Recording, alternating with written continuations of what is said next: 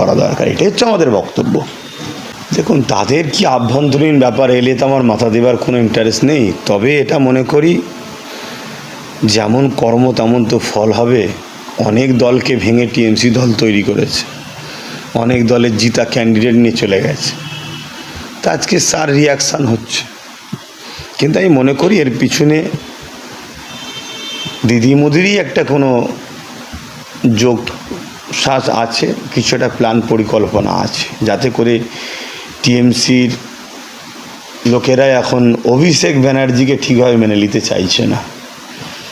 তা সেই জায়গাতে দলটা কমসে কম যাতে একটা সিম্বলটা বেঁচে যায়, এরকম একটা প্ল্যান পরিকল্পনাও করতে পারে। তো যাক, তাদের দল ধ্বংস হচ্ছে ওটা নিয়ে আমার কোনো ইন্টারেস্ট বলার নেই। আমি তো দেখছি মুসলমানের থেকে বেশি ক্ষতি রাজ্য সরকার নতুন যে এসেছে অমুসলিম ভাইদের উপরে বেশি করছে। যেভাবে হকার উচ্ছেদের নামে অমুসলিম গরিব ভাইদেরকে শেষ করছে, তারপরে কুরবানিতে গরুকে রুকার নামে যেভাবে গয়লা ঘোষ সম্প্রদায়ের ভাইয়েরা যে কারবারটা করতো, সে কারবারের যে মানে ক্ষতি করে দিল। মানুষ রুজি রুটি তো এমনি নাই, চাকরি বাকরি তো না, এটা করে তো তাদের ব্যবসা চলতো।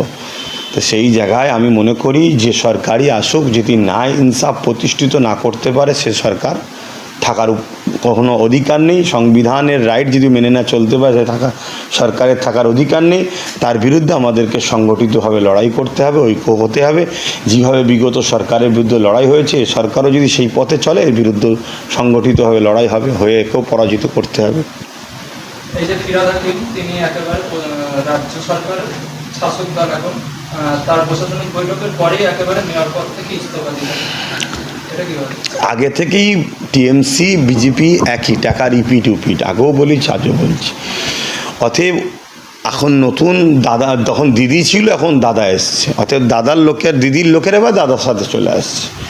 অতএব ওই ঘর থেকে এই ঘর নিজেদেরই আত্মীয়তার ব্যাপার, তো সেই জায়গায় ওখান থেকে রিজাইন দিয়ে এখানে আসছে, থেকে দেখার কিছু ব্যাপার নেই। তো এটা তো দিনের মতো সত্য, টাকা রিপিট দিদি মোদি, যেই টিএমসি সেই বিজেপি, এটা তো অনেক আগে থেকে তাদেরই লোকেরাই বলে আসছে। আমরা দেখতে পাচ্ছি যে টিএমসি ভেঙে টুকরো হওয়ার পরে টিএমসির নেতারা বিজেপির সাথে যোগাযোগ করছে, কি বলবেন?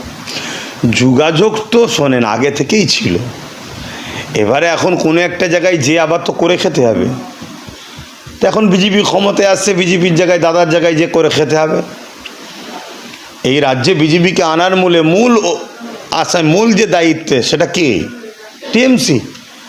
অতএব 15 বছর হয়ে গেছে, অনেক লুটা হয়ে গেছে, ওই টিএমসি নামক দলটাতে কলঙ্কিত হয়েছে, মানুষ আর চাইছে না, পাল্টে দিয়ে নিয়ে আসা হয়েছে বিজেপিকে, মানে টিএমসিরা নিয়ে এসছে। তখন সেই টিএমসির লোকেরা আবার বিজেপির ব্যানার দিয়ে করে খাবে বলে আবার এখানে ঝুপঝাপ করে আসছে, এই তো ব্যাপার।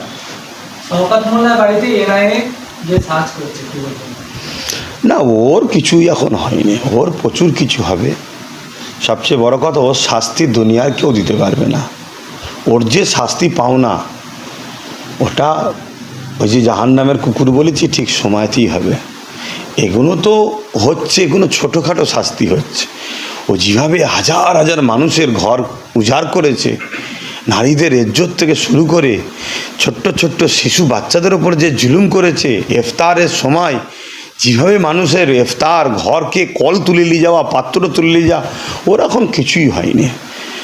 ওর শাস্তি মহান স্রষ্টার পক্ষ থেকে আরও ভয়ানক হবে। সিংহের মানুষরা নিজেরাই বলছে ওনাকে সূর্য মুখ যেন না দেখতে পায় এমন জেলে ওনাকে ভরা হয়। কেনকের মানুষ তো বহুত কষ্ট পেয়েছে, স্বাভাবিক, এটা বলছে, বলাটা উচিত। আমি তাদের কথাকে সহমত জানাচ্ছি, কিন্তু ওর শাস্তি এই সরকারও দিতে পারবে না যে শাস্তি হওয়ার দরকার।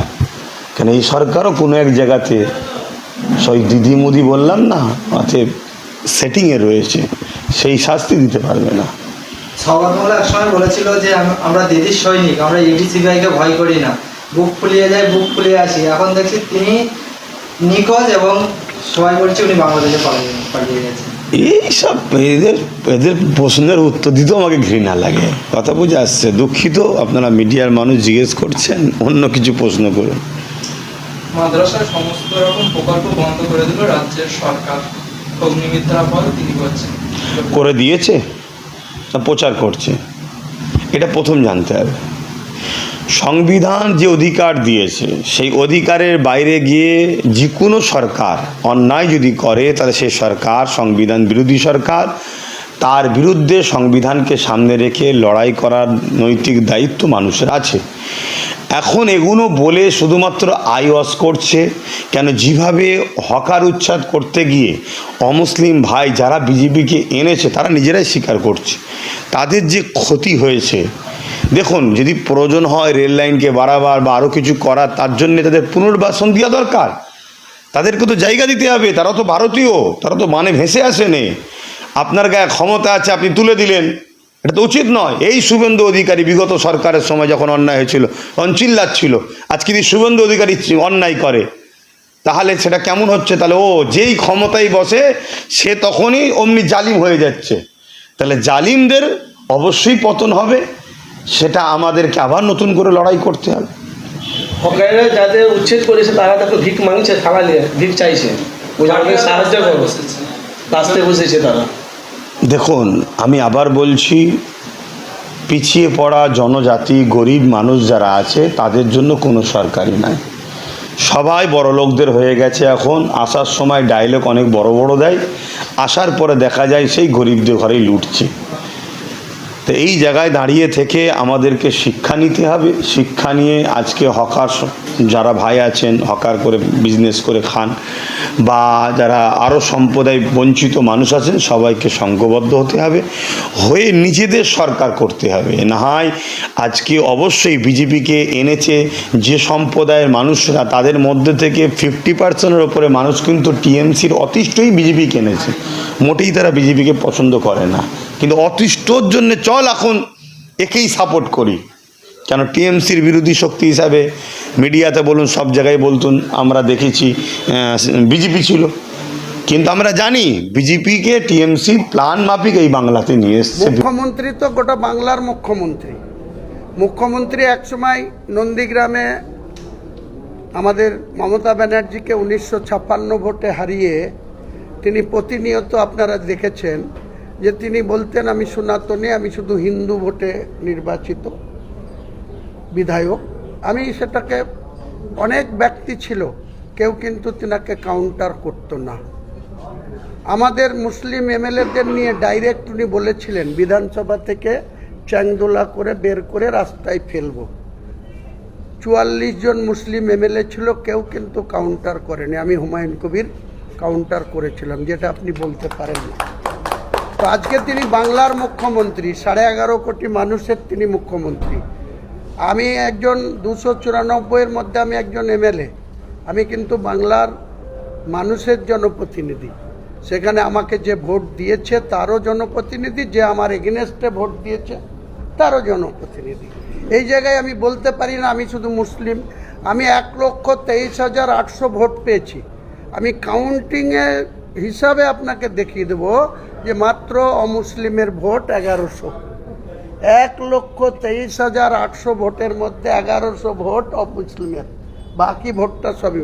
আমি বলতে পারি না যে আমি মুসলমানের প্রতিনিধি, আমার সংবিধান সেটা স্বীকৃতি দেয় না।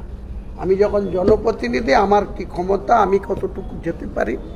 তো বাংলার মুখ্যমন্ত্রী, আমারও মুখ্যমন্ত্রী, আপনারও মুখ্যমন্ত্রী, নিশ্চয়ই মুখ্যমন্ত্রীকে বলবো, ক্রীড়ামন্ত্রীকে বলবো, তিনারা কি সহযোগিতা করবেন কি করবেন না, সময় আসলে সে ব্যাপারে আপনি নিশ্চয়ই জানতে পারবেন।